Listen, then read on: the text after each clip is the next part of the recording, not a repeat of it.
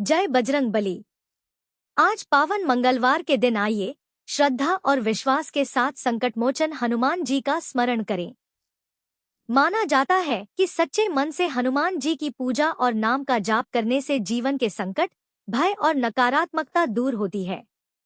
तो आइए शुरू करते हैं आज के मंगलवार की पावन कथा और हनुमान जी की महिमा। ओम श्री हनुमते नमः। आज मंगलवार को सुनिए हनुमान जी की कथा। एक नगर में एक वृद्धा रहती थी। उसका एक ही पुत्र था।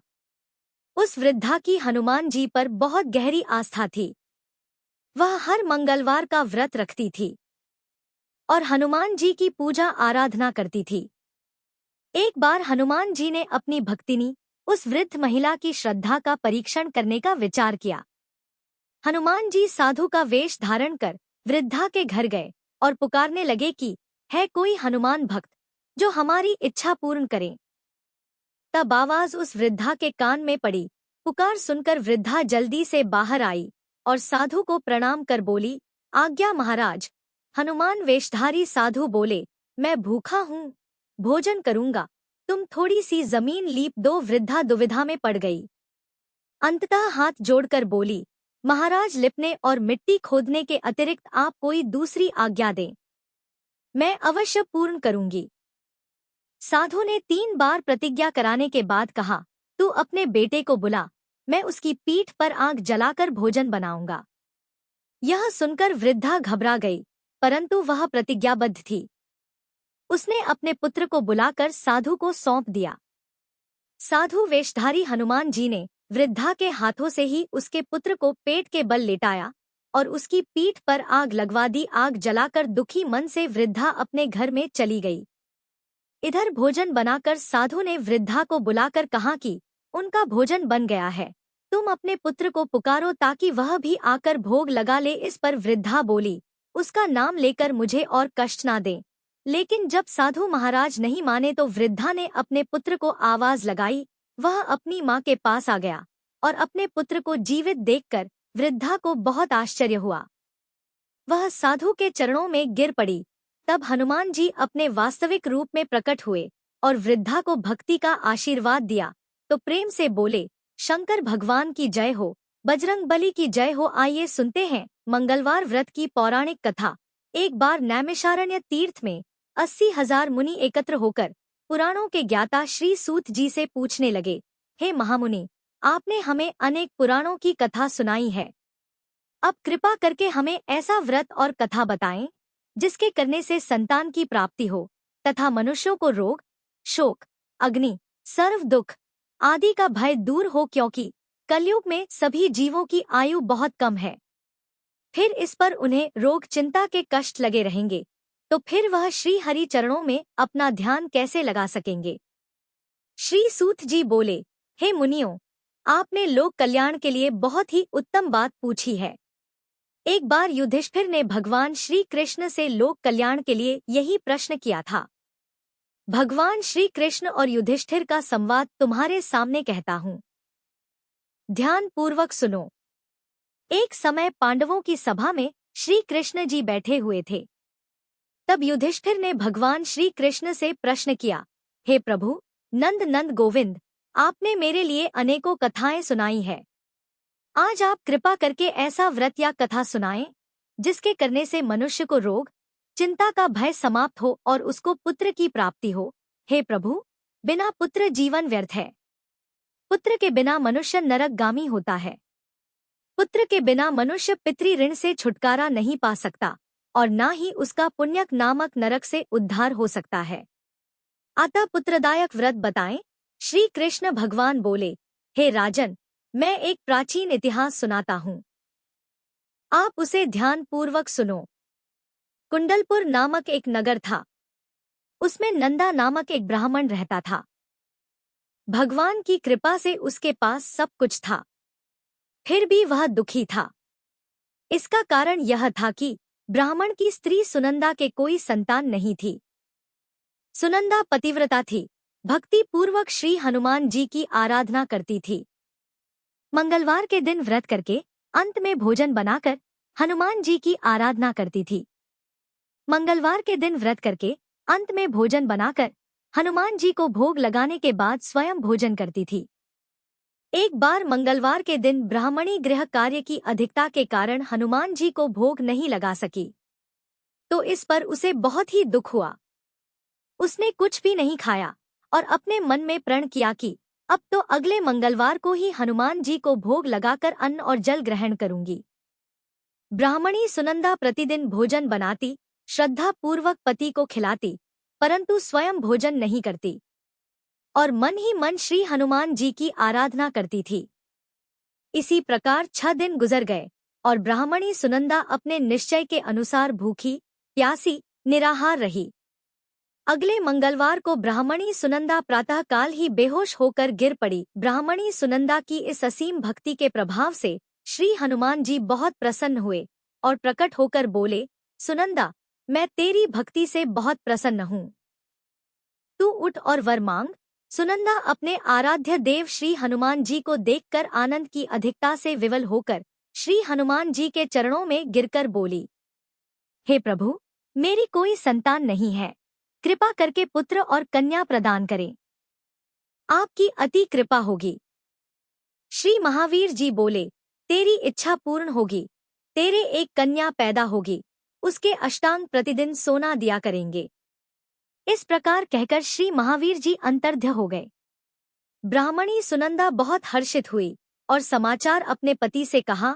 ब्राह्मण देव कन्या का वरदान सुनकर कुछ दुखी हुए, परंतु सोना मिलने की बात सुनी तो बहुत प्रसन्न हुए। उन्होंने विचार किया कि ऐसी कन्या के साथ मेरी निर्धनता भी समाप्त हो जाएगी। श्री हनुमान जी की कृपा से वह ब्राह्मणी गर्भवती हुई और 10वें महीने में उसे बहुत ही सुंदर पुत्री प्राप्त हुई। यह बच्ची अपने पिता के घर में ठीक उसी तरह से बढ़ने लगी जिस प्रकार शुक्ल पक्ष का चंद्रमा बढ़ता है। 10वें दिन ब्राह्मण ने उस बालिका का नामकरण संस्कार कराया। उसके कुल पुरोहित ने उस बालिका का नाम रत्नावली रखा, क्योंकि यह कन्या सोना प्रदान किया करती थी। इस कन्या ने पूर्व जन्म में बड़े ही विधान से मंगल देव का व्रत किया था। रत्नावली का अष्टांग बहुत सा सोना देता था।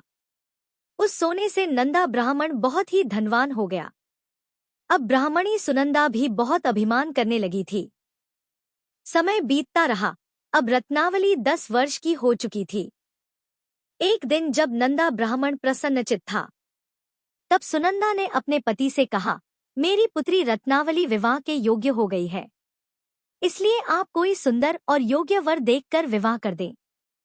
यह सुनकर ब्राह्मण बोला, अभी तो रत्नावली बहुत छोटी है। तब ब्राह्मणी बोली, शास्त्रों की आज्ञा है कि कन्या 8वें वर्ष में गौरी, 9 वर्ष रोहिणी, 10 वर्ष में कन्या, इसके पश्चात रजस्वला हो जाती है। गौरी के दान से पाताल लोक की प्राप्ति होती है, रोहिणी के दान से बैकुंठ लोक की प्राप्ति होती है, कन्या के दान से इंद्रलोक में सुखों की प्राप्ति होती है। अगर है पतिदेव रजस्वला का दान किया जाता है तो घोर नरक की प्राप्ति होती है। इस पर ब्राह्मण बोला, अभी तो रत्नावली मात्र 10 ही वर्ष की है और मैंने तो 16 से 16 साल की कन्याओं के विवाह कराए हैं, अभी जल्दी ही क्या है। तब ब्राह्मणी सुनंदा बोली, आपको तो लोभ अधिक हो गया है। लगता है अगर 11वें वर्ष में विवाह नहीं होता है तो उसमें मासिक धर्म के रक्त का पिता और बड़े भाई को पान करना पड़ता है। शास्त्रों में कहा गया है कि माता पिता और बड़ा भाई रजस्वला कन्या को देखते हैं तो वह अवश्य ही नरकगामी होते हैं। तब ब्राह्मण बोला, अच्छी बात है, कल मैं अवश्य ही योग्य वर की तलाश में अपना दूध भेजूंगा। दूसरे दिन ब्राह्मण ने अपने दूध को बुलाया और आज्ञा दी कि जैसी सुंदर मेरी कन्या है वैसा ही सुंदर वर उसके लिए तलाश करो। दूत अपने स्वामी की आज्ञा पाकर निकल पड़ा। पंप नगरी में उसने एक सुंदर लड़के को देखा।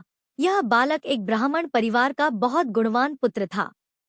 इसका नाम सोमेश्वर था। दूत ने इस सुंदर और गुणवान ब्राह्मण पुत्र के बारे में अपने स्वामी को पूर्ण विवरण दिया। ब्राह्मण नंदा को भी सोमेश्वर अच्छा लगा और फिर एक शुभ मुहूर्त में विधि पूर्वक कन्यादान करके ब्राह्मण संतुष्ट हुए। परंतु ब्राह्मण के मन में तो लोभ समाया हुआ था। उसने कन्यादान तो कर दिया था पर वह बहुत ही खिन्न था।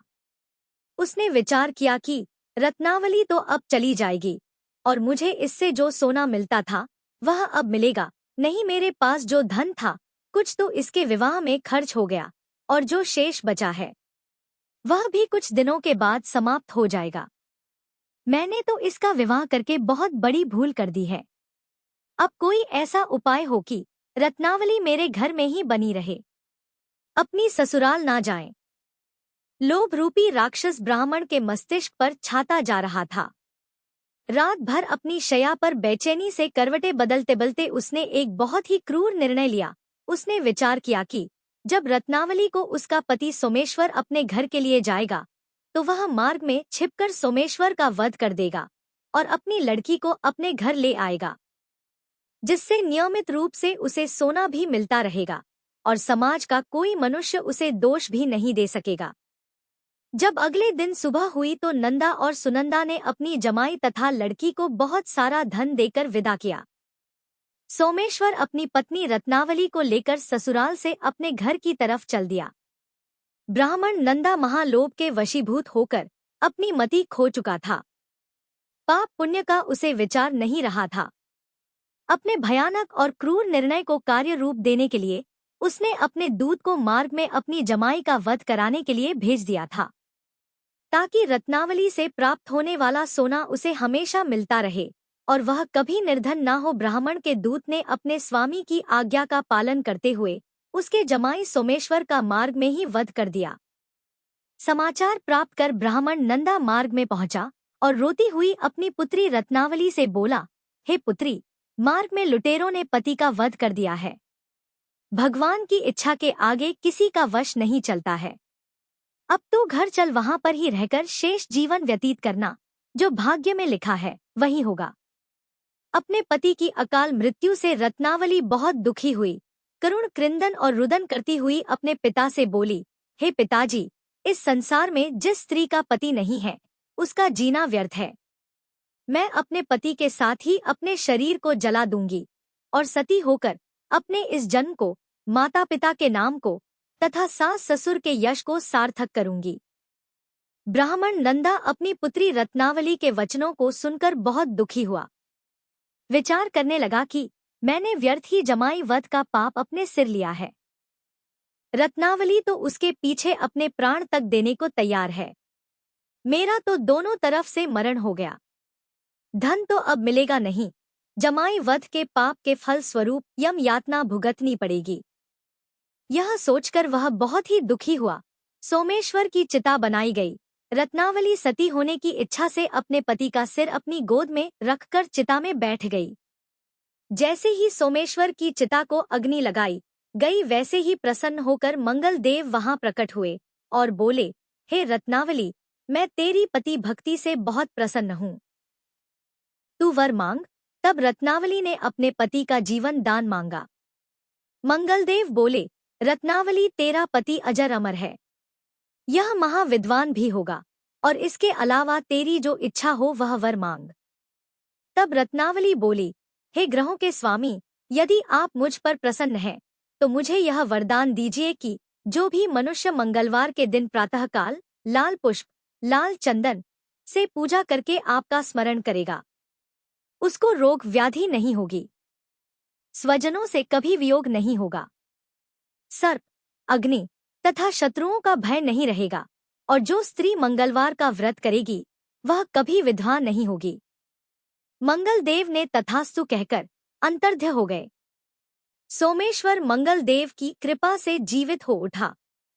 रत्नावली अपने पति को पुनः प्राप्त कर बहुत प्रसन्न हुई और मंगलदेव का व्रत प्रत्येक मंगलवार को करके व्रतराज और मंगलदेव की कृपा से इस लोक में सुख ऐश्वर्य को भोगते हुए अंत में अपने पति के साथ स्वर्ग लोक को गए। प्रेम से बोलिए, जय श्री हनुमान। आइए अब सुनते हैं श्री राम नाम की महिमा। लंकापति रावण के वध के बाद जब अयोध्यापति प्रभु श्री राम की कीर्ति दूर दूर तक फैल रही थी और वह मर्यादा पुरुषोत्तम कहलाने लगे थे, तब एक दिन महादेव शिव की इच्छा भी मर्यादा पुरुषोत्तम श्री राम से मिलने की हुई। पार्वती जी को संग लेकर महादेव जी कैलाश पर्वत से उतरकर अयोध्या नगरी के रास्ते पर चल पड़े। भगवान शिव और मां पार्वती को अयोध्या आया देखकर राम जी बहुत खुश हुए। माता जानकी ने उनका उचित आदर सत्कार किया और स्वयं भोजन बनाने के लिए रसोई में चली गई। इस बीच भगवान शिव ने श्री राम जी से पूछा, आपके सेवक हनुमान जी दिखाई नहीं दे रहे हैं। तब श्री राम बोले, वे बगीचे में हैं। शिव जी ने श्री राम जी से बगीचे में जाने की अनुमति मांगी और पार्वती जी का हाथ थामकर बगीचे में आ गए। बगीचे की खूबसूरती देखकर उनका मन मोहित हो गया। आम के एक घने वृक्ष के नीचे हनुमान जी दीन दुनिया से बेखबर गहरी नींद में सोए हुए थे और एक लय में खर्राटों से राम नाम की ध्वनि उठ रही थी। चकित होकर शिवजी और माता पार्वती एक दूसरे की ओर देखने लगी। माता पार्वती मुस्कुरा उठी और वृक्ष की डालियों की ओर इशारा किया। राम नाम सुनकर पेड़ की डालियां भी झूमने लगी थी और इनके बीच से भी राम नाम उच्चारित हो रहा था। शिवजी इस राम नाम की धुन में मस्त मगन होकर खुद भी राम राम कहकर नाचने लगे। माता पार्वती जी ने भी अपने पति का अनुसरण किया और अपने कोमल पैर थिरकाने लगी। शिवजी और माता पार्वती जी के नृत्य से ऐसी झनकार उठी कि स्वर्ग लोक के देवता गण भी आकर्षित होकर बगीचे में आ गए और राम नाम की धुन में सभी मस्त हो गए। माता जानकी भोजन तैयार करके प्रतीक्षा कर रही थी, परंतु संध्या गिरने पर भी अतिथि नहीं पधारे। तब अपने देवर लक्ष्मण जी को बगीचे में भेजा।